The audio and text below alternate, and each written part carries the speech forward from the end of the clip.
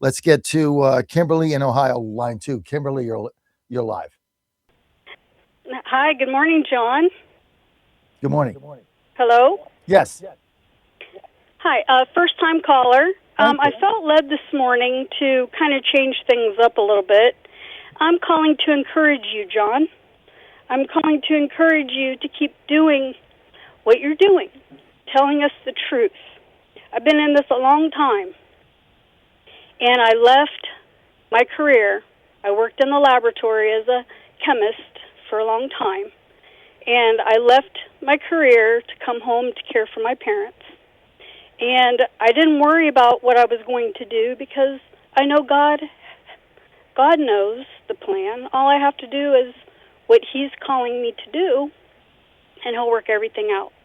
So here I am 3 years later. I have a home that's paid off. I'm starting a business. I've saved my mom's life 4 or 5 times. I'm here with my family.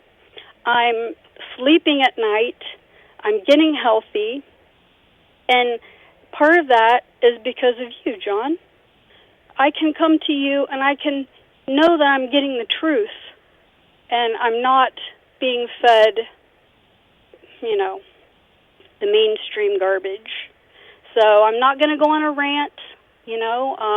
I have my feelings. I'm feeling some kind of way today.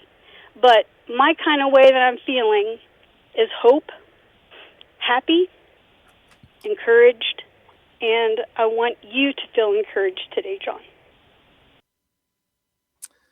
Kim, let me ask you something. Thank you for the call. First of all, thank you for the call and thank you for those words. This can be a lonely endeavor, as you could imagine sometimes. So thank you. It's a lot of work goes into this between my wife and I, who runs the company. It's a lot of work. But thank you. Thank you for that encouragement. And thank you for telling me that this is the day for hope, happiness, and encouragement. It's good for the soul. And thank you. This call means to me more than you could imagine. Now, tell us a little bit about the business that you started. Well, John, I've started 5 or plus businesses over my life. I've been told I'm a little but I'm an entrepreneur. I get down and I get back up. I'm a fighter. But my business that I've started now, it's called myfriendkimllc.com. And I don't know, it's just going to be everything. I want to help people. I'm actually a little bit of a logger. I cut trees now and then for the barrels that make Jack Daniel's whiskey. And I'm also doing landscaping, and I'm also making T-shirt memory quilt kits.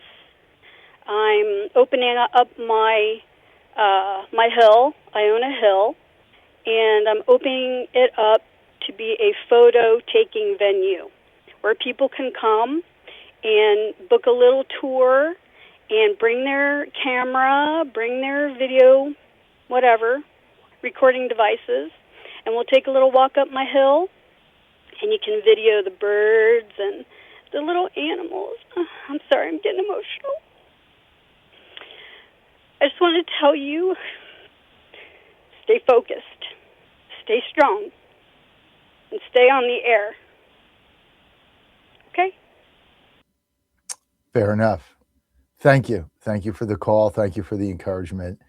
And don't ever be feeling bad about showing your emotions on our show, right? That's why we're here. We're very different than anybody else.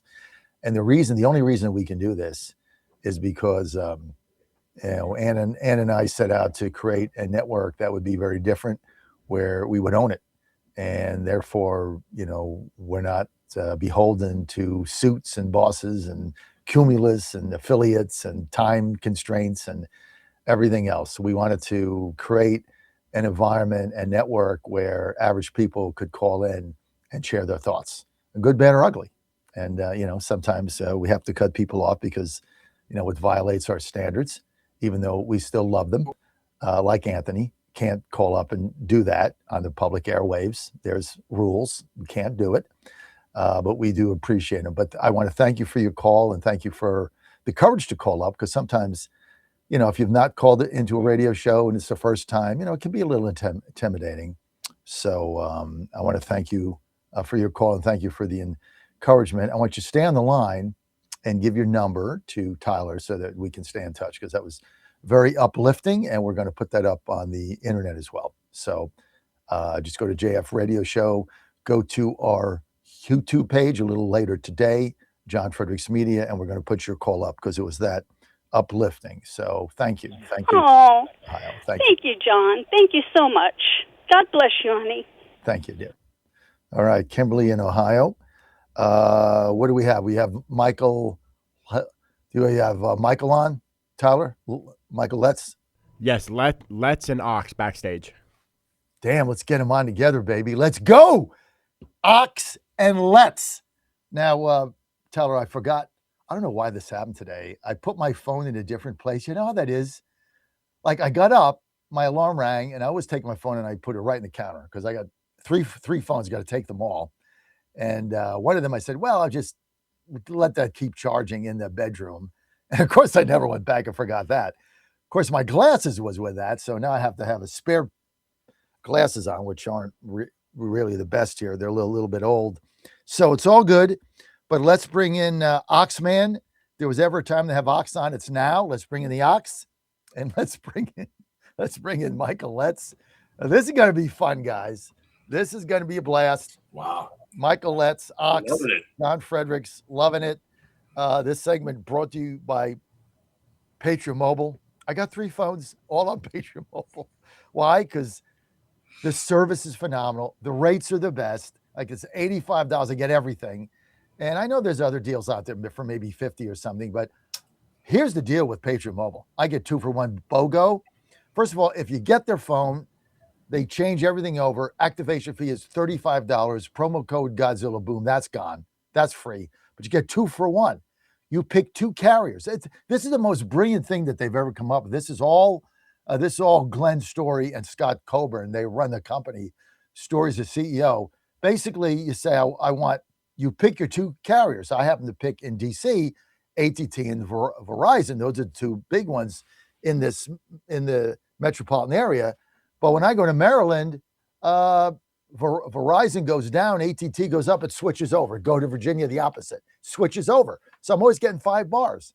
This is a buy one, get one free. Why would you pay for one service when you get 2 for the same price? It's crazy. Plus, a portion of whatever they make goes to Christian conservative causes. Now, this is the best thing you could do for you and your family is get their service, Patriot Mobile. Just go to patriotmobile.com/Godzilla. patriotmobile.com, promo code Godzilla. You're going to get $35 off, or you can call them. They will answer and speak English. The other day, I have one of these jetpacks from Verizon, or no, it was AT&T. I had a jetpack from AT&T, one of those things you carry. And I don't know, my credit card expired and the service went off. I call up, I speak to some guy in India. He's at his home, kids are screaming. He did nothing to help me. I can't take it. Patriot Mobile, boom, Dallas, 972-PATRIOT, 972-PATRIOT. They answer the phone, they speak English. Unbelievable. It's going to knock your socks off. Best service ever. Go to patriotmobile.com today, patriotmobile.com, or call them, 972-PATRIOT, promo code Godzilla. Say you want free activation and you want the BOGO, 2 carriers for the price of 1. So I got to do $85 a month, unlimited everything. Greatest thing in the world. patriotmobile.com, promo code Godzilla. Okay, let's bring in our good friends here. We got Dan Ochsner in Minnesota. And the voice of Minnesota, we've got Michael P. Letts with us. Ox, well, we got to start with you in Minnesota. Yeah. What the hell's going on? How about that? Minnesota nice, rears its ugly head. This is what we get for being so gosh darn nice. We get fraud. We get all of a sudden somebody new to Minnesota exploring lesbianism, activism, all of a sudden inserting herself into a situation of which she has not trained. She does not understand what's going on, gets into it, loses her life tragically, and everybody's blaming Donald Trump. We have a governor that has got to go. this is what we get, I think, state of Minnesota being so nice that, this Tim Walz guy, he seems like a nice guy. We'll elect him regardless of his performance, right? So many of our political leaders are there because we're just so darn nice. We give them the benefit of the doubt. It's okay. They mean well. They're nice. We have donuts together and he comes around and says hello. So that qualifies them to be our leaders somehow. It lasts for a little while. Now we have almost 2 full terms of Governor Walz, not going to be a third one, right? And now we have a situation where, in my opinion, John, and this has got to be driving the Democrats crazy, you have Tim Walz that says he's going to be front and center regarding fraud, regarding ICE, regarding anti-Trump stuff, regarding leading Minnesota every day, all day for the next year while he's a lame duck governor. Meanwhile, the Democrats are saying, oh, no, you're not. I mean, can you imagine this guy even making it through the month? I can't imagine that he's going to be governor in February, right? I mean, if he doesn't go on his own, somebody's going to push him out. His leadership, the press conferences, Jacob Fry immediately launching into an anti-ICE tirade, blaming Donald Trump, not understanding that we have a mandate in the nation. And it was a tight race, in Minnesota. It wasn't a landslide. You're not seeing Kamala Harris win by 75%. So half of Minnesota wants this. This is what we voted for. And for the governor and the mayor to just come out and immediately take only one side, shameful. But this is what we get for being so gosh darn nice here. Michael Piles with us. Michael, thanks for joining us today. You, John. Did you see the video? I did. Did you see it from every angle? I saw it from every angle. And there's no question, John. This is what I've been telling people nationally all across the country the last 24 hours. First of all, if you've never been there, you don't know how to judge it unless you've been in those situations. Second of all, understand from a law enforcement standpoint, it is a split decision, 1 split second. Now, he is charged with protecting not just himself, but with his fellow officers and the citizens. When you take a look exactly and you line up the videos and you see that she definitely was intending to run him over. Now, in her mind, she may have been thinking, well, he's close enough to the edge, he can jump out of the way. There's a problem with that scenario, though. The problem is that if her intent is to run him over, who else is she going to run over? You say, well, why didn't he just jump out of the way? Well, the officer doesn't have the luxury of saying, can you hold just a minute while I turn around and see who is behind me? What kind of damage? Is there a small child crossing the street? It's a split second option. And so he made the right decision. He defended not only himself, he defended fellow officers and anybody else that may be behind, even if they weren't. He didn't know that, John. It's a split second decision. And unless you're there, you can't sympathize with that. I tell people this, look, 9/11, those boys and gals are running in, knowing good and well they weren't coming out. That's the spirit we have in first responders. Can you not give a little deference to that and say, look, we're going to wait and make sure that we analyze everything and determine what really happened before we automatically gang up and jump on you and try to assume that you're guilty before being proven innocent?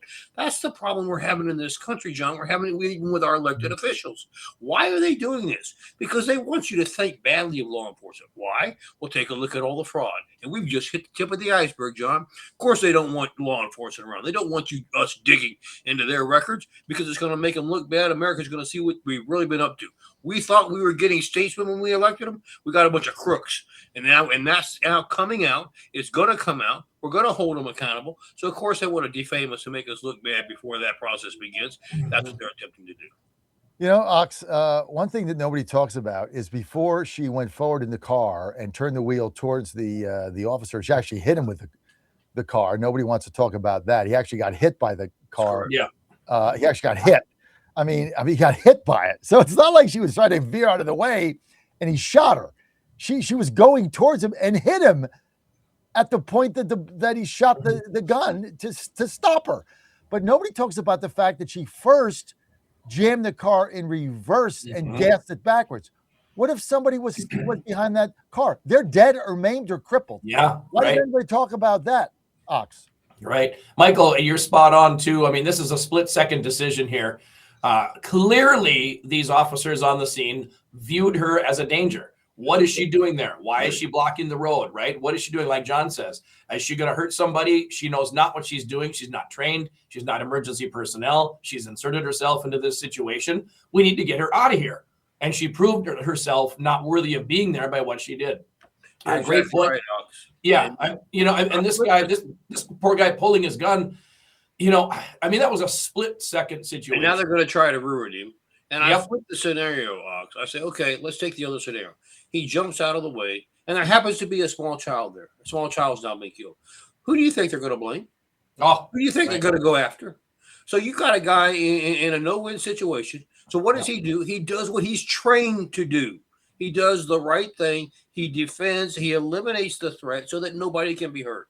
Sorry to be that blunt, but that's what we're trained to do. And now we're going to go ahead and ring him through the washer and try to bankrupt him if he gets some kind of legal consequences of this, etc. Why would anybody continue to wear the badge, folks? Let's stop for a minute and look at where we're headed. If we all decide to turn in our badges tomorrow, how long do you think America will survive? Well, that's what's going to happen in New York City. Oh, you're exactly right. I mean, this already happening, John. God, we haven't even touched on that. This is why, Michael, you got to come on like in perpetuity. Because this thing in New York City, people aren't getting this. This is a communist takeover. You're and correct. In order for them to get complete power, they need complete and utter chaos. Yes. But Dami has already said, if you're an illegal and you feel that you might be at risk, come here. We're going to open our arms up to you. We're going to put you in a hotel. We're going to give you a nice hot meal. We're going to take care of you. We're going to give you welfare. Come here and be part of my army. Now, he didn't say those words. That's what he's saying. What do you think is going to happen? Well, I will tell you this. I've got many connections there, and they're looking at almost 5,000 resignations coming from NYPD. Now, remember, they're supposed to be at 40. They're down to 25,000. 5,000, that's less than 0.5% of who where they're supposed to be. They can't provide protection. It's just off the table. There's no way. Now, I love what you said, John. Is Mondani concerned? Well, maybe we should talk to these officers and try to get them to say, no, actually, I believe he's kind of back there, push it a little bit. Say, how fast can I help you get out the door? Have you ever heard of any craziness like this in history of this country, John? Amazing. No, what's insane. going on. And if you're, I've said this, I'm going to keep saying it. Don't underestimate this guy. First of all, he's lying, saying, "Oh, I called the president, the State Department, and voiced my opposite." I mean, shut. You're nobody cares what you have to say, dude. You're not like this undersecretary of state. So that's a complete falsehood.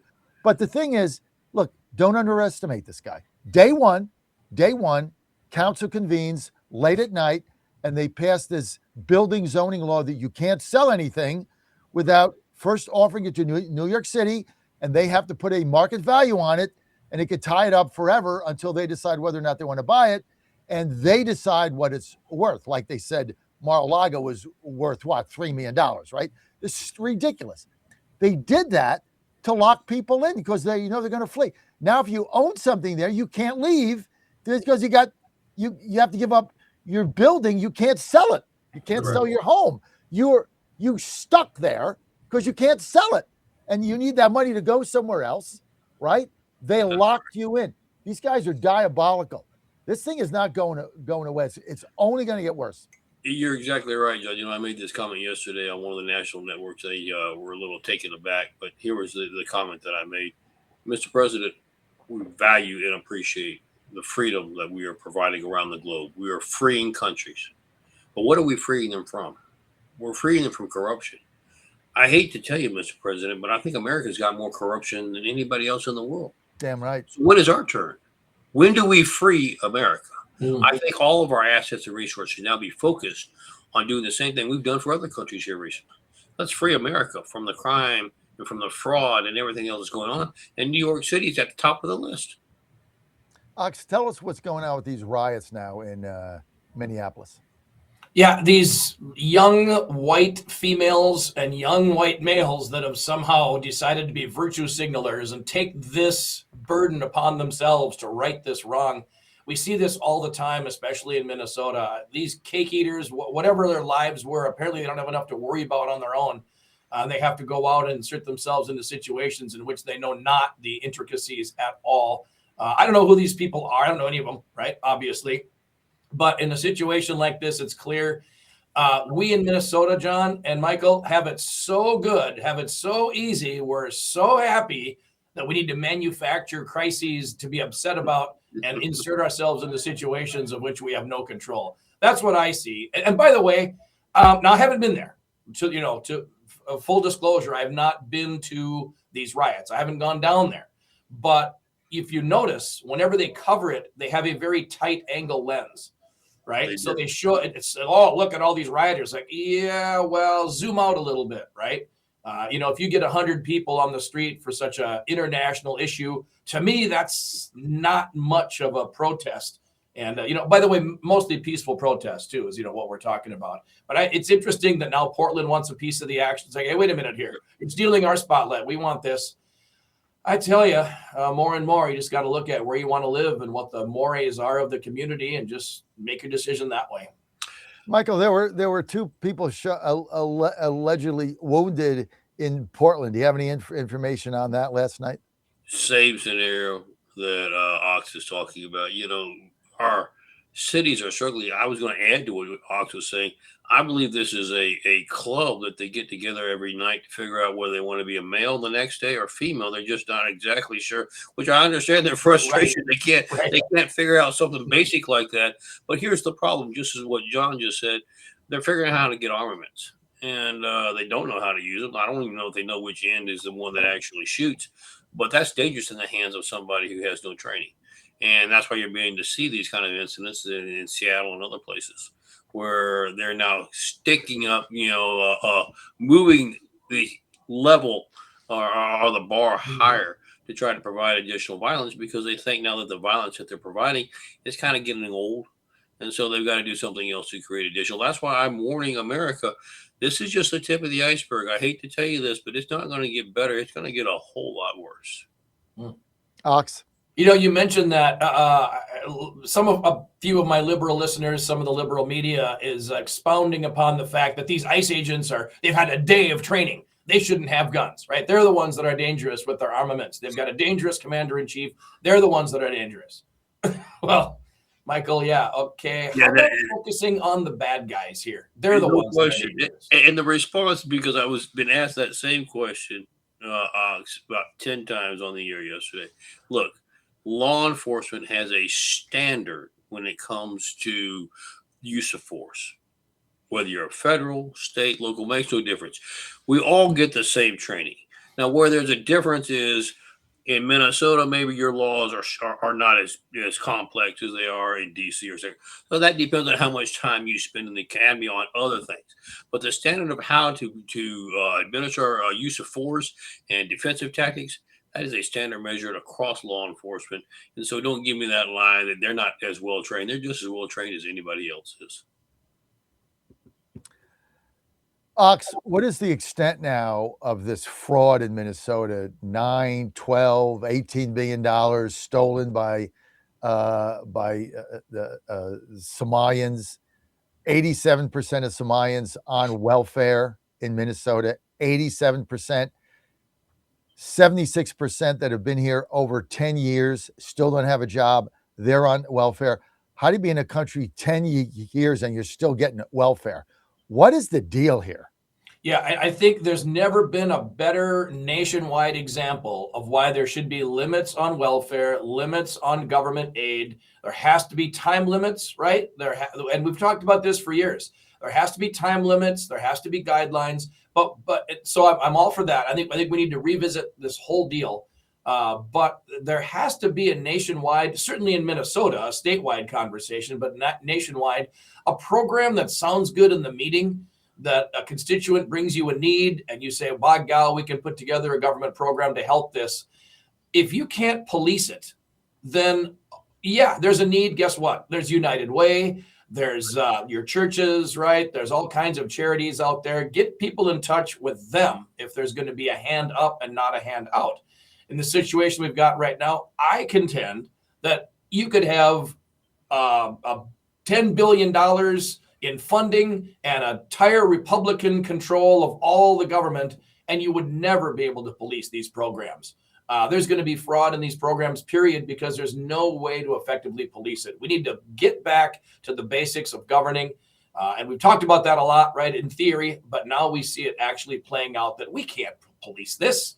we can't effectively do this, and it's time to rethink all of these programs and rethink what we're doing with government. And Minnesota's really had a terrible disease of we're willing to pay for better Minnesota. That's one of the slogans of the liberals in Minnesota. That's fine, but we're willing to pay for a worse Minnesota, and now we're just funneling that money to people who didn't earn it, don't deserve it, and it's hurting them, not helping them. Got to rethink it all. How do you win the governorship there? With a good candidate and getting behind a good candidate. The trick is we've got an endorsing convention in the spring. That's how we work here. The endorsing convention by the party is in the spring. The primary is in mid-August. So if the crazy people take over the convention, as you know, can happen in various states that we're both familiar with and has happened in Minnesota, put up a bad candidate. Now you've got to have the good candidates battling each other all through the summer. And by the time August rolls around, the treasure chests, if you will, have been depleted. The donors are exhausted, and you've got 2.5 months to actually run against the Democrat. Why don't the Republicans? That's what needs to change. Why don't the Republicans change that system? Just either make it August or make it, or better off just do it in the convention and be done with it, because you guys who've created there in the Republican Party of Minnesota the worst of both worlds.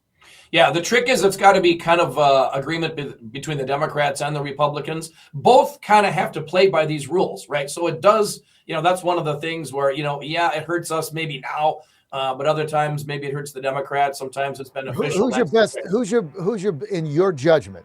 You've been there a long time. Tyler, hold the music. Who's your best candidate for governor that can possibly win? I personally know several of the leading candidates. I've known them for a long time. They're terrific. The dynamics of this, with all due respect to the other candidates in the race, the dynamics of this playing out with Amy Klobuchar, Senator Klobuchar is the likely candidate on the Democrat side.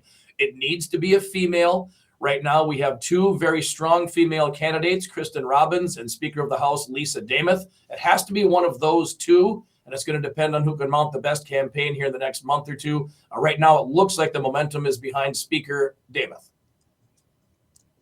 Why don't you just back her and get it done?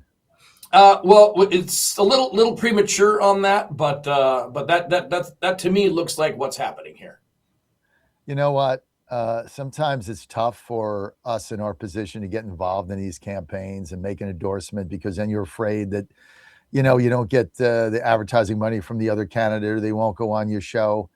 But then other times you gotta, people look to you for your judgment. That's why you've been on the air so long, and that's why I have the biggest show in Minnesota. They look for you. They look for Ox to give them guidance. And, you guys are at a crossroads there, and sometimes you got to get out of the box and think a little bit differently than you've done things in the past, even though you might have a policy. And, it might be time to get behind the candidate who you think can win in order to save the state, Ox. Just saying. Yeah, no, understood. And one of the things that you and I, John, operate kind of on the same wavelength, and that is, you have personal relationships. Kristen Robbins has been campaigning all summer long, all fall. Speaker of the House, Demuth, did not announce she was running until a ton of people had already supported Kristen Robbins. Now with Lisa Demuth in the race, now a lot of people are rethinking that choice. So a lot of people are deeply committed to the Kristen Robbins campaign. She, by the way, she was on the House Oversight Committee. If you saw that hearing earlier this week, very capable, but not well known statewide.